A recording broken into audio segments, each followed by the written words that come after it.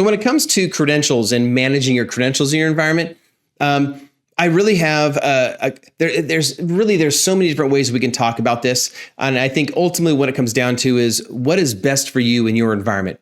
I would work definitely with your security team, with your system administration team, your networking team, to make sure that you have the credentials configured in such a way that makes the most sense for all of them involved. So a couple things that I think about. I don't think it's wise to use a single credential, Lansweeper credential, LS Windows, and then you scan all of your Windows asset with that. I don't find that is a really good secure way to do it. Now, you might have a small organization, and that does make sense because you don't have maybe all the variables that some larger organizations might have. But when it comes to managing your credentials for larger organizations or maybe complex networks, even small networks that have got a lot of variety of types of assets, I would really recommend using a specific credential for the different types of assets. So a Windows Server Windows Server credential, Windows Workstation credentials. Then you would have Linux Workstation credentials, Mac credentials, Linux Server credentials. And you may even want to get down the route, and this can become more and more cumbersome and complex as you go, but you might want to even change and have unique credentials based on physical locations. Maybe you have one in Ohio, and then you have another facility that's located in New York. So you have a New York credential for those particular types of assets. It's kind of up to you how you do that. But in the end, my concept around this is worst case scenario, your environment is compromised and that credential has been compromised, that a single credential would not be able to take down the entire environment. So when we think about these credentials, let's think about Windows for just a moment.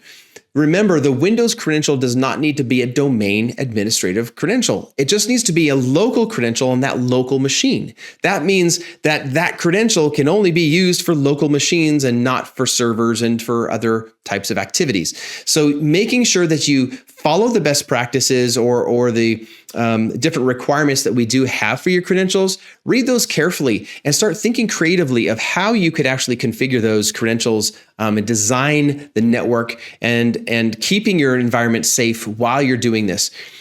Lastly, I think the thing what I would say is keep your eyes open as Lansweeper continues to develop.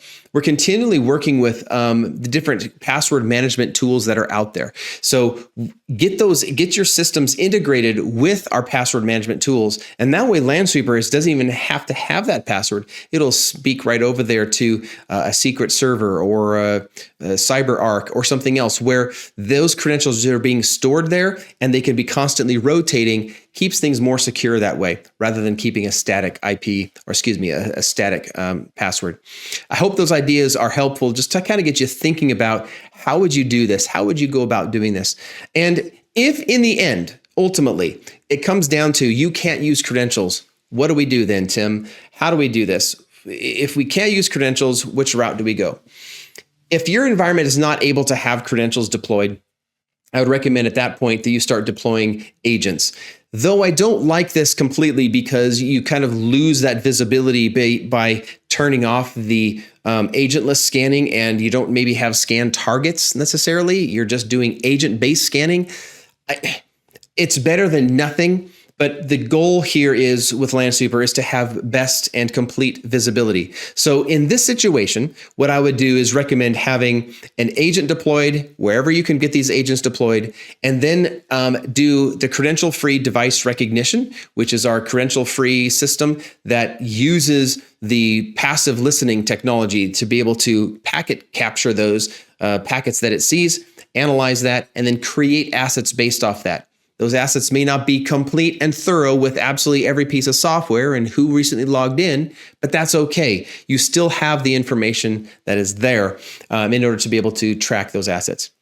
Another thing I wanted to do is point out to you, we have a KB article, we have pro tips.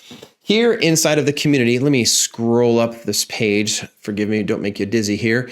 If you go into Knowledge Center, come down to Pro Tips. Inside of Pro Tips, what I'm looking for here is Pro Tip number 18, 19, and 20.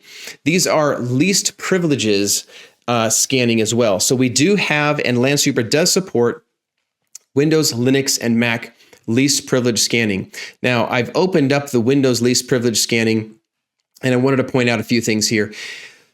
As you know, least privilege scanning is going to use the least amount of privilege possible in order to get information out of Lansweeper. So with those controls and so forth in place, Lansweeper is not going to maybe discover everything about the specific asset. The hope is with least privilege that you'll be able to get the most information out that is most useful for you to be able to track securities and risks, risk insights, life cycle management, those things. In this article, it explains to you how to run this. It's got some permissions, some scripts, and so forth for you to run. And one thing I really wanted to point out, scanning that won't work. So it says here, as mentioned previously, scanning with the least privilege does have consequences. The following data won't be retrieved at all, or will only have partial data. And it begins and goes through and explains some of these things. And this is important to understand. There's going to be some areas, for example, shares that are scanning, SQL scanning, the last login, who's last logged in, those types of things, certificates, is going to be listed there.